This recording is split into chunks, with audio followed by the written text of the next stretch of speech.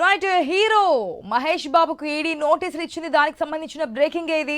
Real estate సంస్థలు Surana group Sai సూర్య developers వ్యవహారంలో ఈ నెల 27వ తేదీన విచారణకు హాజరు కావాలని తెలిపింది. ఈ కంపెనీలు ఒకే భూమిని వివిధ వ్యక్తులకు అమ్మి మోసం చేసినట్లుగా ఇటీవల ఈడీ సోదాల్లో తెలిపింది. ఈ సంస్థలకు ప్రమోషన్ చేసినందుకు గాను మహేష్ బాబు 3.4 కోట్లు తీసుకున్నట్లుగా గుర్తించింది ఈడీ. పెట్టుబడులు పెట్టేందుకు సామాన్యులను ఇన్ఫ్లుయెన్స్ చేశారని ఆయనపై అభియోగం మోపింది ఈడీ. రైట్, మహేష్ బాబుకి ఈడీ అయితే నోటీసులు పంపించింది, విచారణకి రమ్మని చెప్పింది. దీనికి సంబంధించిన మరిన్ని అప్డేట్స్ మా ప్రతినిధి స్వామి ద్వారా తెలుసుకుందాం. స్వామి, ఏదైతే ఈ మధ్య స్టార్ హీరోలు లేదంటే సెలబ్రిటీలు ఎవరైనా ఇన్ఫ్లుయెన్సర్స్ ద్వారా లేదంటే యాడ్స్ చేసినప్పటికీ అది కేవలం తప్పని చెప్పి తెలిస్తే ఈ విధంగా నోటీసులు పంపిస్తున్నటువంటి సిచ్యువేషన్ మనం చూసాం.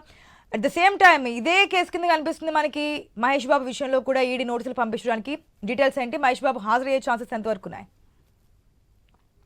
ఆశ, ఒకవైపు సూపర్ స్టార్ మహేష్ బాబుకు ఈడీ నోటీసులు పంపడం కొంత సినీ వర్గాల్లో కలకలం సృష్టించింది. ఇటీవల ఆయన కొన్ని వాణిజ్య ప్రమోషన్లకు సంబంధించి ఇటు సురానా గ్రూప్ కావచ్చు, మరోవైపు సాయి సూర్య డెవలపర్ సంబంధించినటువంటి రియల్ ఎస్టేట్ వెంచర్ లో ఆయన వినియోగదారులను ఇన్ఫ్లుయెన్స్ చేసే విధంగా ఆయన ఈ వైపు ఇన్ఫ్లుయెన్స్ చేశారని చెప్పేసి తెలుస్తూ ఇప్పటికే వాళ్ళకి సంబంధించినటువంటి ఈ రెండు సంస్థలపైన ఇప్పటికే ఈడీ దాడులు చేసింది.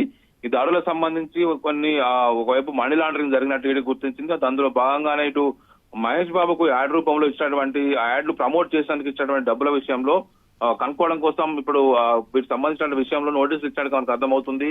దీనికి సంబంధించి దాదాపుగా పెద్ద మొత్తంలో డబ్బులు మనీ లాండరింగ్ జరిగినట్టు ఇటు సురానా గ్రూప్ లో ఇటీవలనే పెద్ద ఎత్తున కూడా ఈడీ దాడులు చేసి ఒకవైపు అక్రమ లావాదేవీలను గుర్తించింది. ఇప్పుడు మహేష్ బాబు సంబంధించిన విషయంలో ఈ నెల 27వ తేదీన విచారణకు రావాలని చెప్పేసి నోటీసులు జారీ చేసింది. ఇటు సాయి సూర్య డెవలపర్స్ మరోవైపు సురానా గ్రూప్ వ్యవహారంలో దాదాపు 5.9 కోట్లు తీసుకున్నట్టుగా గుర్తించారు. 3.5 కోట్ల రూపంలో నగదు, మరొక 2.5 కోట్ల రూపాయలను ఆర్టీజీఎస్ రూపంలో ట్రాన్స్ఫర్ జరిగినట్లుగా కూడా గుర్తించారు. వీటికి సంబంధించి ఇక్కడ మనీ లాండరింగ్ ద్వారా చేశారా లేకపోతే డబ్బులు ఎలా వచ్చాయని సంబంధించి మహేష్ బాబు నుంచి ఆరా తీయడం కోసం ఈడీ నోటీసులు పంపించినట్టుగా గుర్తించారు.